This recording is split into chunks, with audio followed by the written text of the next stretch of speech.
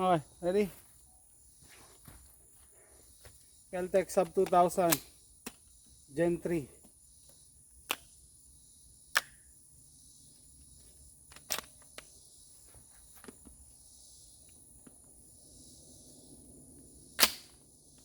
Here we go.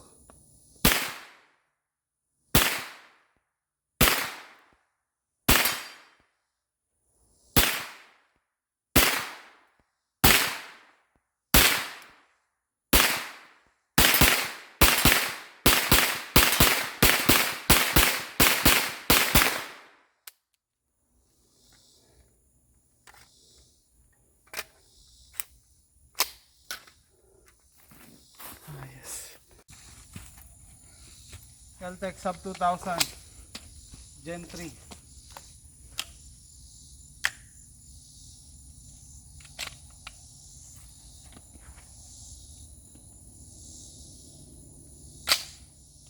Here we go.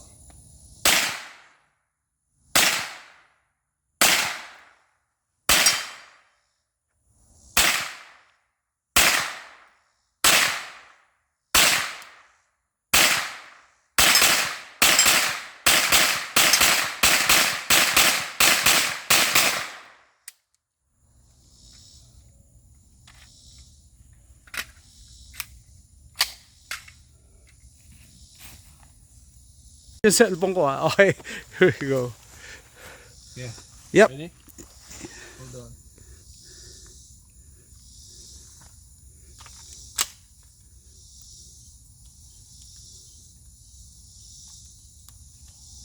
There you go.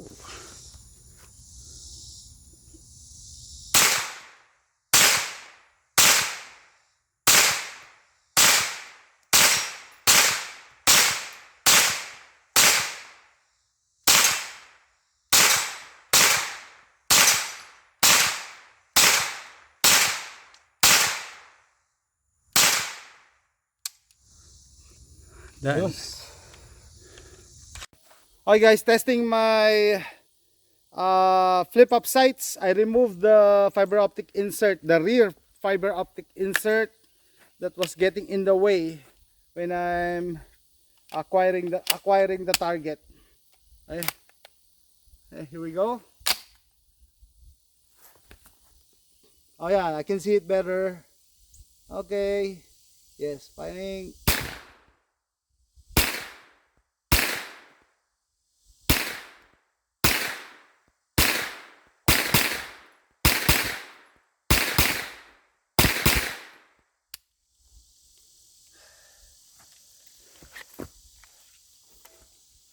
May ikit nandun na yun. Yeah, let's see. Yeah. Okay, pag malapit lang, I'll shoot the ground to the ground. Okay. Siguro maliit lang masyado yung ano, yung target. Yeah, maliit. Okay. Ano sa IPSC? Asan? Ayun. Yeah. Ayun, okay. Ipsik target. Yan ata.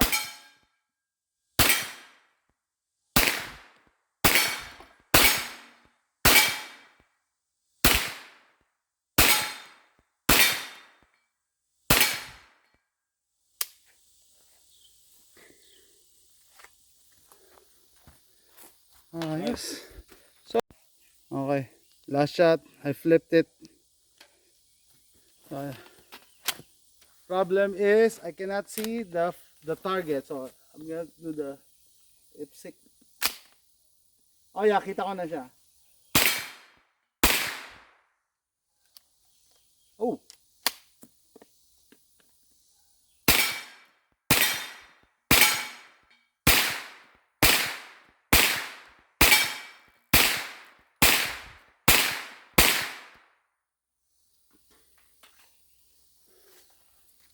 Better. Hey guys, range report tayo ng Kel-Tec Sub 2000 Gen 3. Yung last range trip namin. Etong sight na to, tinetest ko. Okay, so pag nakababa yan, pwede mo pa rin siya magamit. Problema, masyado mababa. So kailangan mo talagang i-deploy.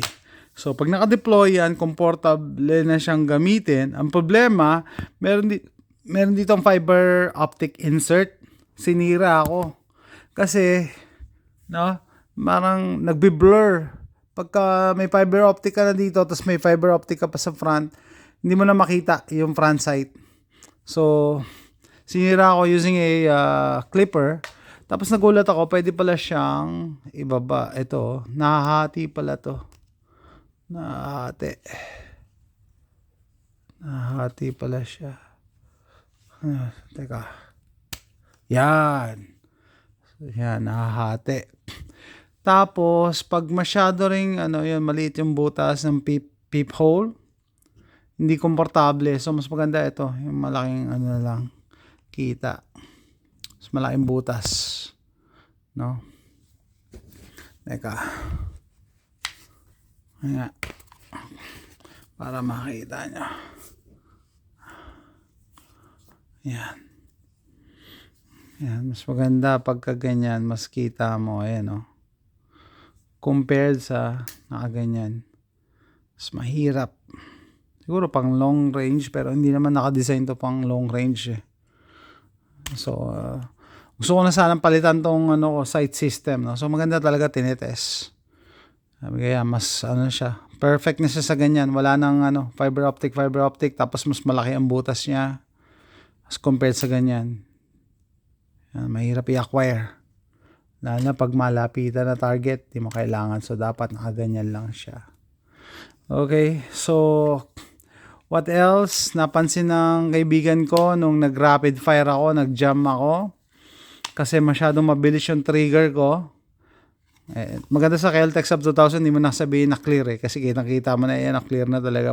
Ito yung barrel niya So, masyadong mabilis yung trigger ko, yung trigger pull ko, hindi pa bumabalik yung bolt, nakakalabit ko na. So, dun.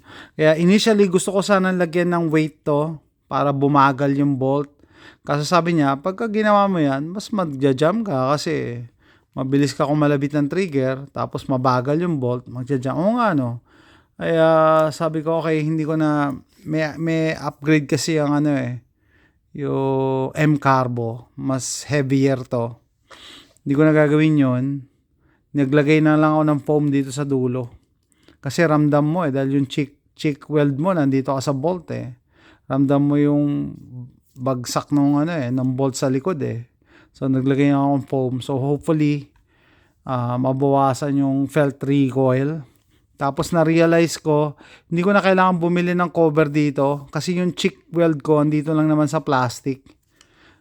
So, baka balutan ko na lang to ng rubber na rubberize. Hanggang dito lang. Kasi yung cheek weld nga, hanggang dito lang naman ng mouse. So, hindi mo na kailangan balutan lahat to. Ito lang. Itong piece na to. Yan. So, other than that, I'm still happy with the Kel-Tec Sub 2000. Sa murang halaga, pwede mo siyang itago kung saan, or pag nag-backpack, or SHTF, madali kasi siyang i-deploy. So, although 9mm lang yung caliber na to, dahil sa longer barrel, added velocity, and I think nakatulong din yung muzzle brake ko. Laki ba naman ang butas niyan So, pag may ganito kayo, either maglagay kayo ng muzzle brake or yung thread cover ka lang para pwede mo lagyan ng can sa future, pwede rin. Pero for the meantime, yan, mas madaling i-deploy. Ready to go with this very large porting sa muzzle brake. Very manageable siya. Lalo na 9mm lang. So that's it guys. Thanks for watching.